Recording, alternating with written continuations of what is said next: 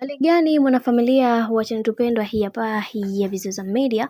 Kama ndo mara yako ya kwanza basi nikusii usisahau kusubscribe, kulike, kushare pamoja na kucomment. Bwana, tumeweza kuona Kajala Masanja pamoja na Aunty Ezekiel walivyoweza kuwa pamoja na kuzungumza mambo ambalo limewafanya watu wengi washindwe namna ya kuweza kulielewa hili, kwa sababu kuna vingi ambavyo vimeweza kutokea na kila mtu anaamini kwenye kile ambacho anachokiamini. Tumeweza kuona baadhi ya watu wengi waliweza kuwafanya hawa watu waweze kuenjoy zaidi katika maisha yao, na leo hii kuna tofauti zao ambazo zilikuwa zikiwepo katika maisha yao, na tumeweza kuona namna ambavyo Kajala Masanja alivyoweza kuwaliza wazake, akisema ya kwamba kiukweli nimepitia changamoto nyingi sana katika maisha yangu.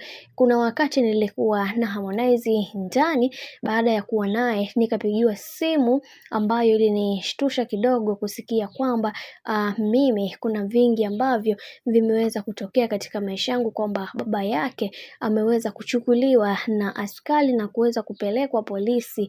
Hili jambo liliweza kumuumiza sana Harmonize, na usiku huo aliamua kuweza kufunga safari kwenda mpaka kituoni na kusema baba yake mkwe hawezi kulala kituo cha polisi. Alipambana sana kuweza kumfanya baba wa Harmonize kutoka. Sasa hili jambo limekuwa likimtesa sana bibi Kajala Masanja. Anakuambia Harmonize amefanya mengi na makubwa sana katika maisha yangu, hivyo siwezi kumsahau, na yeye labda aweze kuachana na mimi, lakini mimi siwezi kuachana naye kwa sababu ni mtu ambaye mpenda sana na sitamani kuweza kuona anguko lake katika maisha yake, kwa sababu amekuwa msaada mkubwa sana katika maisha yangu. Nampenda na nitamhitaji katika maisha yangu yote. Bwana, mambo ni mengi sana juu ya hiki ambacho kinachoendelea sasa.